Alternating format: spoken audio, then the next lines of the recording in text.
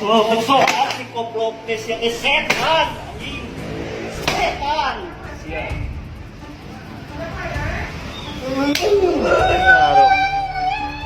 Penjahat itu berhadapan dengan negara, bukan berhadapan dengan korban. Udah damai, nggak boleh, saya harus tetap dibawa ke pengadilan oleh negara, oleh jaksa, bukan oleh kamu. Pak, saya memaafkan, nggak bisa dalam hukum pidana. Dalam hukum pidana tidak ada damai, tidak ada maaf. Dan sekarang yang bersangkutan juga udah ditahan. Jadi nggak ada damai, dan saya sudah minta agar dicari lagi siapa yang terlibat. Kalau lihat videonya tuh jahat sekali, anak tidak berdaya diinjak kepalanya, dipukul perutnya dan macam-macam. Itu jahat sekali. Kalau perlu bapaknya dipanggil juga, kok bisa punya anak kayak gini.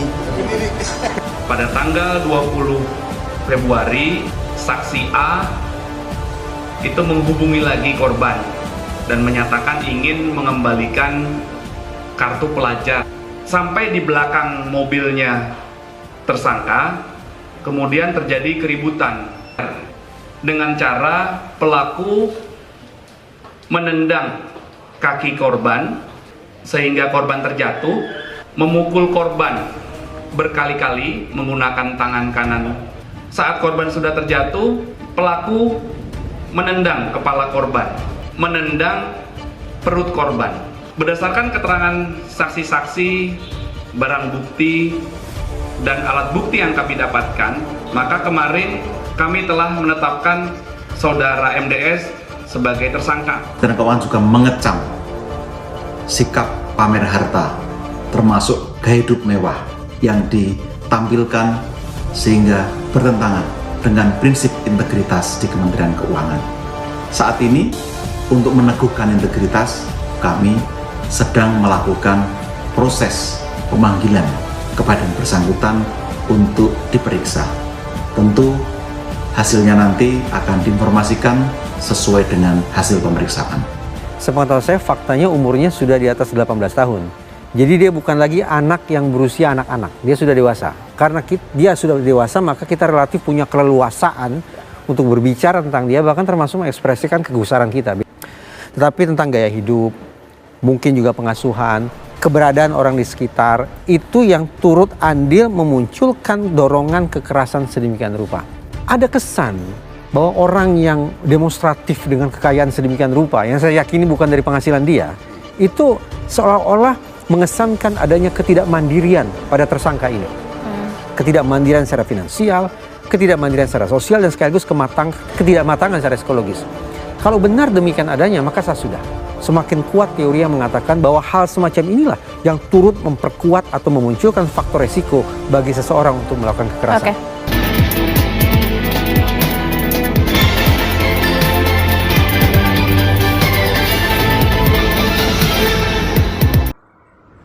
Fakta-fakta kasus Mario, anak pejabat pajak, hajar David sampai koma. Ada pengurus pimpinan pusat atau PB, GP Ansor, Jonathan Latumahina. David dianiaya hingga babak belur oleh Mario Dandi Satrio, anak pejabat pajak. Kasus ini menuai sorotan publik nasional dan telah diproses hukum oleh kepolisian. Mario pun telah ditahan usai ditetapkan sebagai tersangka kasus penganiayaan. David koma tak sadarkan diri. David tak berdaya usai dihajar habis-habisan oleh Mario. Dia saat itu juga langsung dilarikan ke rumah sakit oleh orang tua temannya. GP Ansor DKI menyatakan akibat perbuatan Mario itu, David mengalami luka serius di area wajah sebelah kanan kepala, robek pada bibir. David saat dibawa ke rumah sakit dalam kondisi tak sadarkan diri alias koma di ruang ICU Rumah Sakit Permata Hijau akibat luka yang dialaminya. David dikabarkan mulai sadar, namun masih dalam kondisi terbaring menjalani perawatan intensif di ICU. Kondisi terkini, David yang koma dianiaya Mario, anak pejabat, sudah bisa buka mata, belum bisa bicara.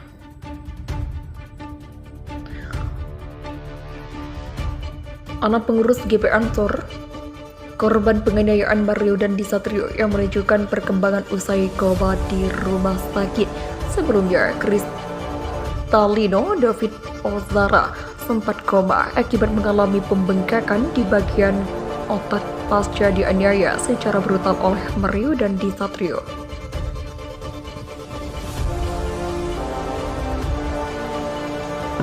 Terbaru, kondisi David Ozora dikabarkan sudah menunjukkan tanda membaik. Kabar ini disampaikan oleh Rais Suriah, pimpinan wilayah Nahdlatul Ulama DKI Jakarta, Muhyiddin Ishak, usai menjenguk David. Dikatakan jika angka skala kesadaran atau GCS David sudah meningkat dibandingkan sebelumnya. Alhamdulillah per 3 hari ini David GCS pertama masuk 3, hari kedua 6 hari, ketiga 8, sekarang sudah 10 lebih.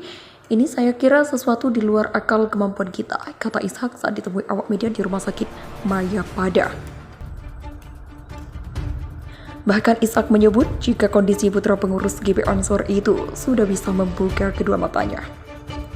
Hanya saja David, kata Ishak, belum sepenuhnya sadar dan belum dapat berbicara.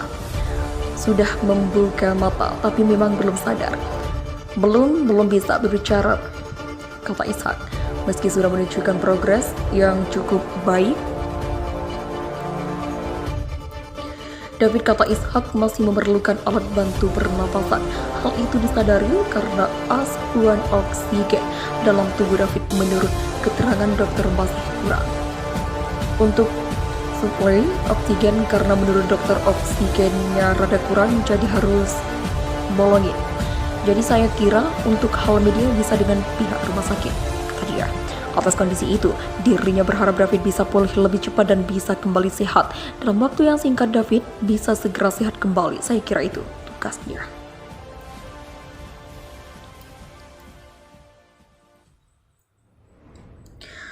Hal serupa juga disampaikan Rustam Hatala, paman dari David, saat dihubungi pada Jumat.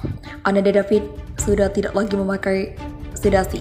Hal ini menandakan bahwa tanpa penggunaan obat penenang, Ananda David sudah tidak lagi merasa cemas maupun gelisah, kata Rustam. Rustam menyebut saat ini kesadaran David sudah mulai kembali sedikit demi sedikit. Dia sudah merespon suara hingga sudah tidak kejang-kejang. Ananda David perlahan-lahan sudah mulai merespon suara, sudah mulai ada respon gerak, dan sudah tidak mengalami kejang-kejang, ucapnya.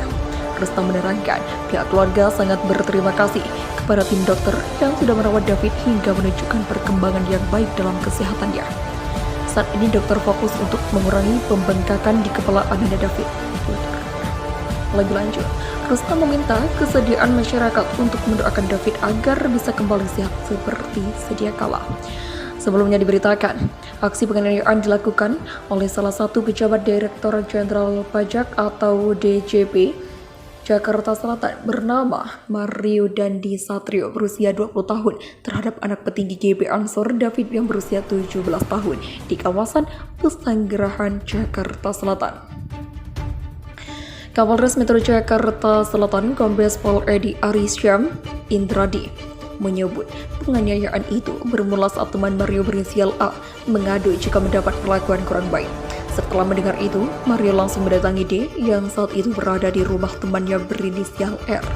Kemudian setelah MDS bertemu D, langsung meminta klarifikasi perihal perbuatan tidak baik tersebut dan terjadi perdebatan yang berujung tindakan penganiayaan terhadap saudara D, kata Ari.